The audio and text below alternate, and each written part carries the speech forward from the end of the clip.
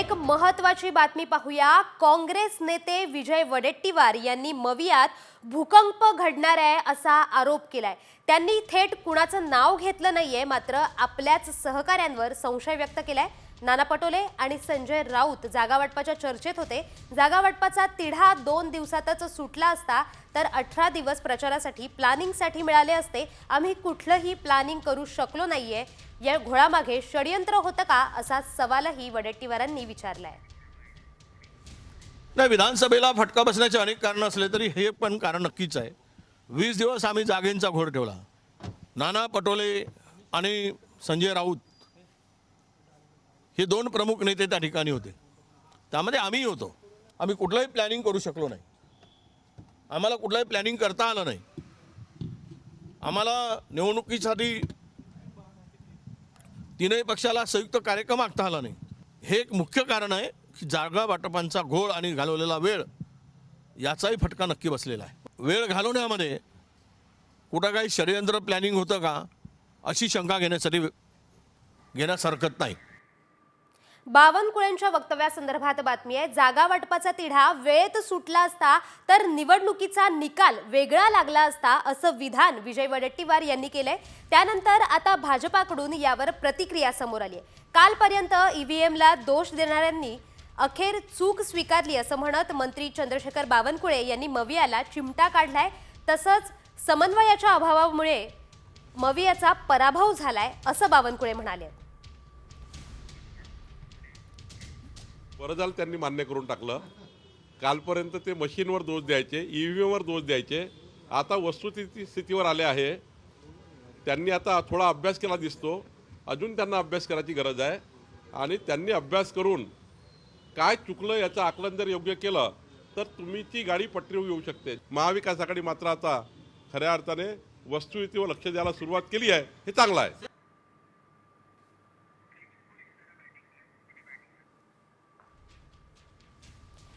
ईव्हीएमला दोष देणाऱ्यांनी चूक स्वीकारली आहे। बावनकुळेंनी मवियाला चिमटा काढलाय।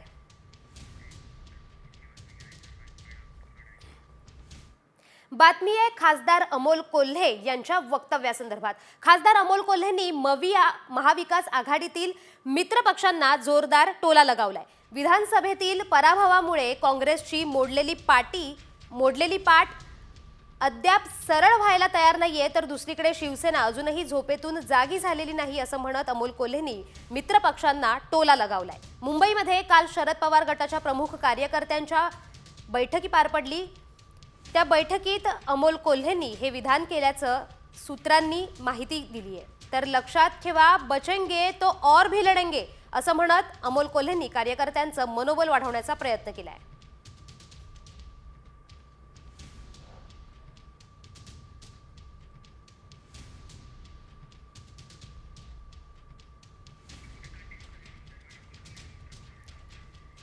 दरम्यान अमोल कोल्हेंनी मित्रपक्षांना डिवचल्यानंतर काँग्रेस नेते विजय वडेट्टीवार आणि ठाकरे गटाचे खासदार यांनी जोरदार प्रत्युत्तर दिलंय। कोल्हेंनी स्वतःच्या पक्षाकडे लक्ष द्यावं अशी प्रतिक्रिया वडेट्टीवारांनी दिली आहे। तर बचेंगे तो लढेंगे ही शिवसेनेची भूमिका आहे, त्यामुळे आम्ही लढतोय आणि लढत राहू असं राऊत म्हणाले। म्हणणं बरोबर आहे की आता ते तीनही पक्ष महाविकास आघाडींना ते बोलले असते तर बरं झालं असतं। मला काही त्यावर फार काही वाद करायचा नाही। तीनही पक्ष आहेत, आपल्या पद्धतीनं काम करतायत। कोल्हेंचं म्हणणं एवढंच सांगतो की अमोलरावांनी आपल्या पक्षाकडे थोडं अधिक लक्ष द्यावं आणि आम्हाला सल्ला जरा थोडा कमी द्यावा। अमोल कोल्हेंनी मित्रपक्षांना टोला लगावलाय की काँग्रेसची मोडलेली पाठ अजून सरळ झालेली नाहीये। याचवर विजय वडेट्टीवार यांनीही प्रतिक्रिया दिली आहे आणि खासदार संजय राऊत यांनीही टोला लगावलाय। संजय राऊत काय म्हणालेत ऐकूयात। महाराष्ट्रामध्ये बचेंगे तो और भी लढेंगे ही भूमिका कायम शिवसेनेने घेतलेली आहे। याचा अर्थ असा नाही की आम्ही राहिलेलो नाही, आम्ही जमिनीवरच आहोत। बचेंगे वगैरे काही नाही, लढणाऱ्यांचा आमचा पक्ष आहे। आम्ही कधी झुकलो नाही, वाकलो नाही, तुटलो नाही आणि विकलो गेलो नाही। आमच्या पक्षामधले कोणी सांगत नाही की दुसऱ्या गटात जाऊन सत्तेमध्ये सामील होऊया म्हणून. आतापर्यंत घडलेल्या सर्व महत्त्वाच्या राजकीय घटनांचा वेगवान आढावा घेऊया न्यूज पॉइंट 20 मधून. आजपासून भाजपच्या घर चलो अभियानाला सुरुवात होतीये. घरोघरी जात भाजप सदस्य नोंदणी केली जाणार आहे. स्थानिक स्वराज्य संस्थांच्या निवडणुकीच्या अनुषंगाने राज्यभर हे अभियान चालवलं जातंय. भाजपने राज्यात 1.5 कोटी सदस्य बनवण्याचं उद्दिष्ट ठेवलंय.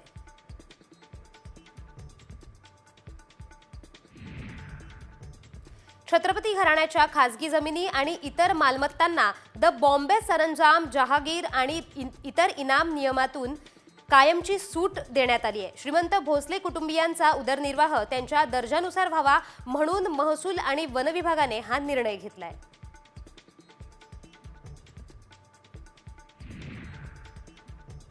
नाशिक जिल्ह्यातील 44 आश्रमशाळांमध्ये विद्यार्थ्यांना सडका भाजीपाला, किडलेले कडधान्य आणि कच्च्या पोळ्या दिल्या जात आहेत.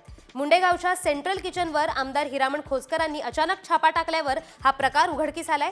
मंत्रालयात याबद्दल बैठक घेऊन दोषींचं निलंबन करण्याची मागणी आता खोसकर करणार आहेत.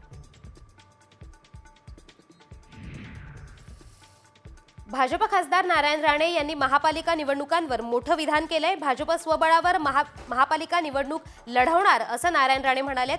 मुंबईत भाजपची ताकद प्रचंड असल्याचंही त्यांनी म्हटलंय. दरम्यान नारायण राणेंच्या वक्तव्यानं महायुतीत मिठाचा खडा पडण्याची शक्यता आहे.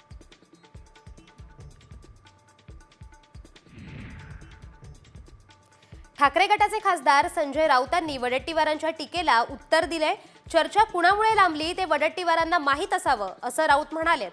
वडेट्टीवारांची वेदना संपूर्ण मवियाची आहे. जास्त जागा जिंकून कुणाला तरी सीएम पद हवं होतं असं वक्तव्यही राऊतांनी केलंय.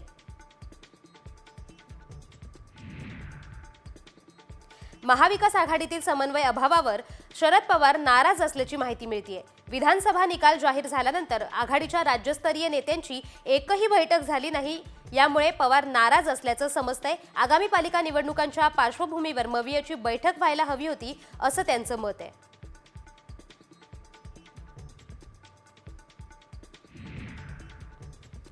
अमरावतीतील अंजनगाव सुरजी इथे बांगलादेशी रोहिंग्या मुस्लिमांना खोटे पुरावे दिल्याचा आरोप करत भाजपचे किरीट सोमय्या यांनी तक्रार दाखल केली आहे. त्यांच्या तक्रारीवरून दर्यापूर उपविभागीय अधिकाऱ्यांच्या अध्यक्षतेखाली 4 सदस्य समिती गठीत करण्यात आली आहे. पोलिसही स्वतंत्ररित्या तपास करतायत.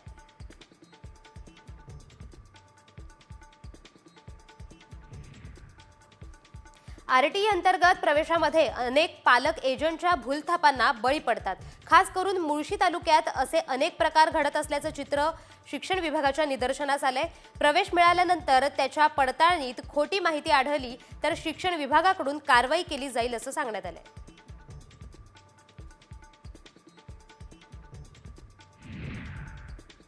फेब्रुवारी-मार्चमध्ये होणाऱ्या 12वीच्या परीक्षेचे हॉल तिकीटं आजपासून मिळणार आहेत. सर्व उच्च माध्यमिक शाळा, कनिष्ठ महाविद्यालयांना ही प्रवेशपत्र ऑनलाईन पद्धतीने मंडळाच्या संकेतस्थळावरून ॲडमिट कार्ड लिंकद्वारे डाउनलोड करता येणार आहेत.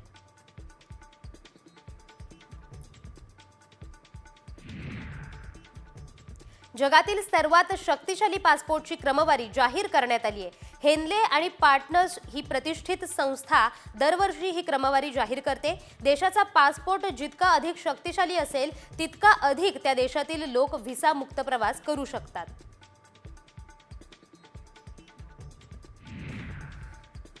पिंपरी ते स्वारगेट या मेट्रो मार्गावर प्रवाशांची संख्या वाढली आहे. नववर्षाच्या सुरुवातीच्या 7 दिवसात पुणे मेट्रोच्या प्रवाशांची संख्या 5 लाखांवर गेली आहे. या 7 दिवसात 85 लाखांवर मेट्रोचं उत्पन्न झालंय.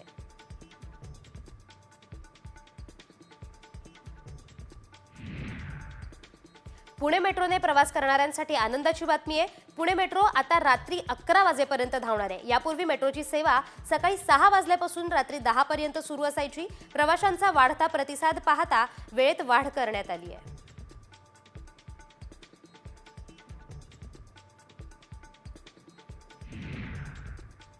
NMMTचे गेल्या 5 वर्षात 572 अपघात झालेत. तसेच 2023च्या तुलनेत 2024मध्ये अपघातांमध्ये घट झाली आहे. शहरातील मुख्य तसेच अंतर्गत रस्त्याच्या कडेला बेकायदा वाहने पार्किंग केली जात आहेत. त्यामुळे वाहतूक कोंडीची समस्या निर्माण होऊन NMMTचे लहान मोठे अपघात घडले आहेत.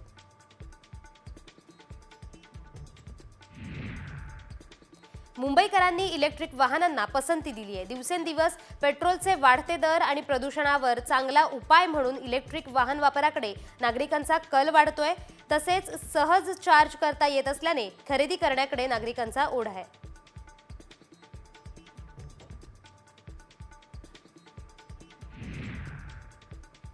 मुंबईतील बांधकाम प्रदूषण वाढवणारी वाहनं, बेकरीतून निघणारा धूर यामुळे मुंबईकरांचा श्वास कोंडतोय. यावरून हायकोर्टाने चिंता व्यक्त करत पालिकेसह राज्य प्रदूषण नियंत्रण मंडळाला झापलंय. प्रदूषणाबाबत सातत्याने आदेश देऊनही सरकार झोपलेलं आहे अशा शब्दात हायकोर्टाने ताशेरे ओढले आहेत. मुंबईची हवा खालावलेली असून अनेक ठिकाणी वाईट ते अतिवाईट हवेची नोंद झाली आहे. नोव्हेंबर आणि डिसेंबर या काळात मुंबईतील हवेत PM 2.5 धुलीकणांमध्ये वाढ झाल्याचं निदर्शनास आलंय. वातावरण फाउंडेशनने याबाबतचा अहवाल प्रसिद्ध केलाय.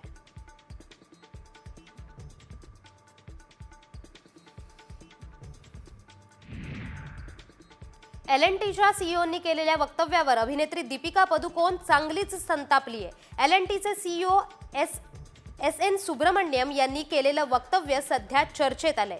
रविवारीही काम करावं, आठवड्यात 90 तास काम करावं असं त्यांनी म्हटलंय. यावर दीपिकानं हे शॉकिंग असल्याचं म्हटलंय.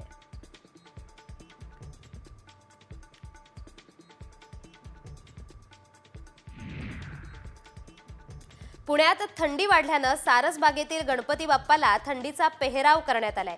गेली 30 वर्ष ही प्रथा पाळली जाते. रात्री बाप्पाला स्वेटर, टोपी चढवली जाते आणि सकाळी पूजेच्या वेळी ती काढली जाते. 7 दिवस 7 रंगाचे स्वेटर बाप्पासाठी तयार असतात.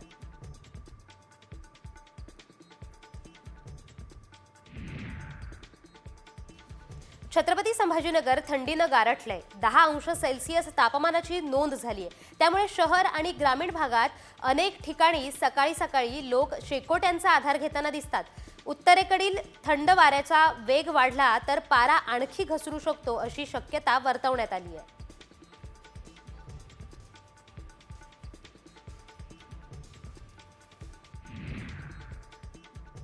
यवतमाळ जिल्ह्यात यंदाच्या सर्वात निचांकी तापमानाची नोंद करण्यात आली आहे. पारा 10.5 अंशांपर्यंत खाली घसरलाय. आणखी थंडीची लाट कायम राहण्याचा अंदाज वर्तवण्यात येतोय. त्यामुळे थंडीमुळे रब्बीतील पिकांना फायदा होणार आहे, मात्र नागरिकांच्या आरोग्यावर परिणाम होतोय.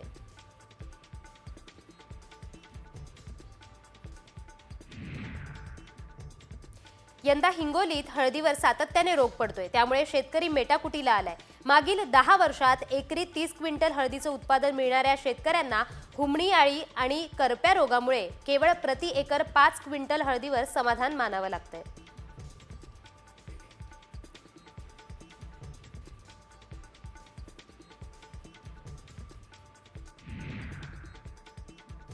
देशातील बाजारात सोयाबीन भावातील नरमाई कायम आहे. बाजारातील आवकही चांगली दिसतेय. सोयाबीनला आजही देशातील बाजारात 3,900 ते 4,100 रुपयांच्या दरम्यान भाव मिळतोय.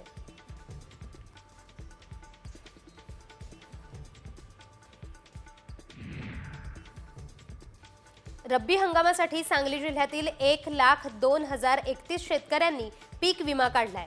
गेल्या हंगामाच्या तुलनेत विमा घेणाऱ्यांची संख्या 49,136 ने वाढली आहे. तर दुष्काळी जत तालुक्यातील शेतकऱ्यांनी सर्वाधिक विमा काढलाय.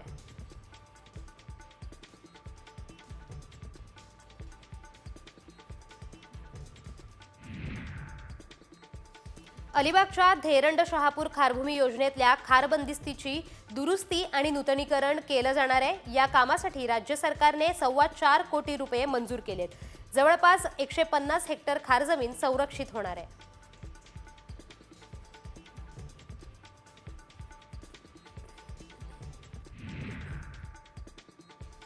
प्रत्येक कुटुंबाला पाणी मिळावं यासाठी केंद्र सरकारने जलजीवन मिशन योजना अंमलात आणली आहे. या योजनेच्या माध्यमातून देशासह राज्यातील प्रत्येक भागात मोठ्या प्रमाणात काम हाती घेण्यात आली आहेत. या कामांचा आढावा घेत राज्यमंत्री पंकज भोयर यांनी बैठक घेतली आहे.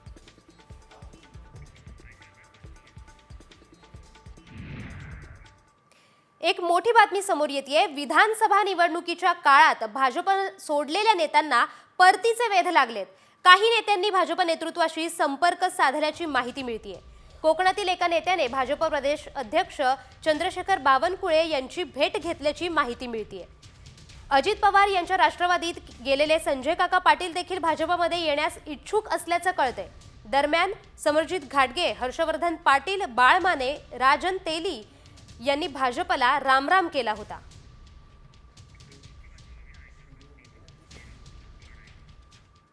सरपंच हत्या प्रकरणात गेल्या काही दिवसांपासून आका असा उल्लेख करून खळबळ उडवणाऱ्या भाजप आमदार सुरेश धस यांनी आता आणखी एक मोठं वक्तव्य केलंय. राष्ट्रवादीतील मुन्नी ही महिला नसून पुरुष असल्याचं म्हटलंय. या मुन्नीचे सर्व कारनामे आपल्याकडे असल्याचा दावाही धस यांनी केलाय. त्यामुळे राष्ट्रवादीतील मुन्नी कोण अशा चर्चा रंगल्यात.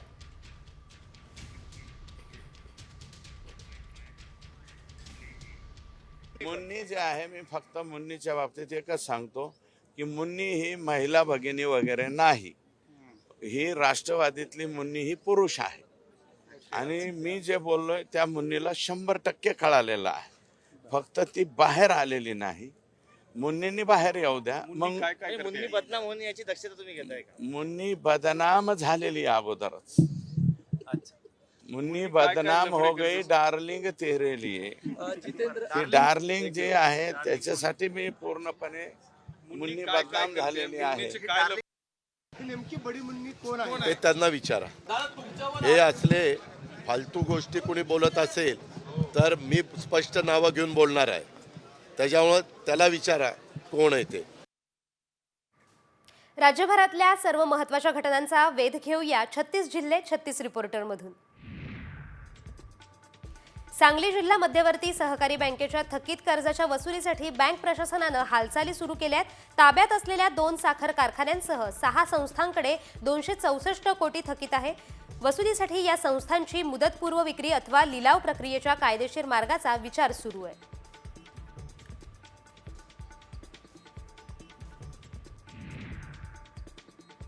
मावळच्या देहू रोड येथे महाराष्ट्र नैसर्गिक गॅस लिमिटेड कंपनीच्या वतीने गॅस पाईपलाईन टाकण्याचं काम चालू आहे.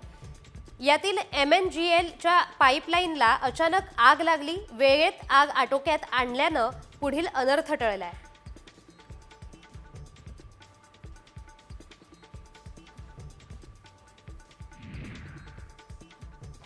बुलढाण्याच्या शेगाव तालुक्यात केस गळतीच्या रुग्णांची संख्या वाढतेच आहे.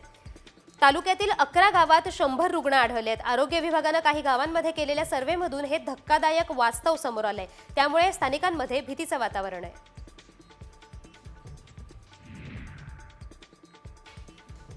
लातूरात प्रेम प्रकरणातून 18 वर्षांच्या युवकाला बेदम मारहाण करण्यात आली आहे. उपचारादरम्यान युवकाचा मृत्यू झालाय.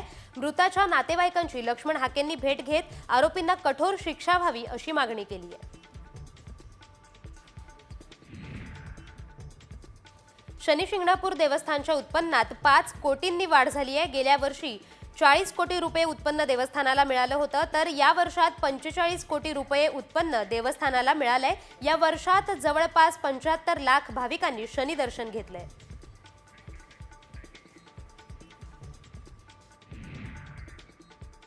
तुम्ही चिकन खात असाल तर ही बातमी तुमच्यासाठी आहे. कारण डरकाळी फोडून जंगलाचा थरकाप उडवणाऱ्या वाघांचा कोंबड्याने घात केलाय. 3 वाघांचा मृत्यू नेमका कसा झाला त्यावरचा हा स्पेशल रिपोर्ट. चिकन खाल्लं, वाघ मेला.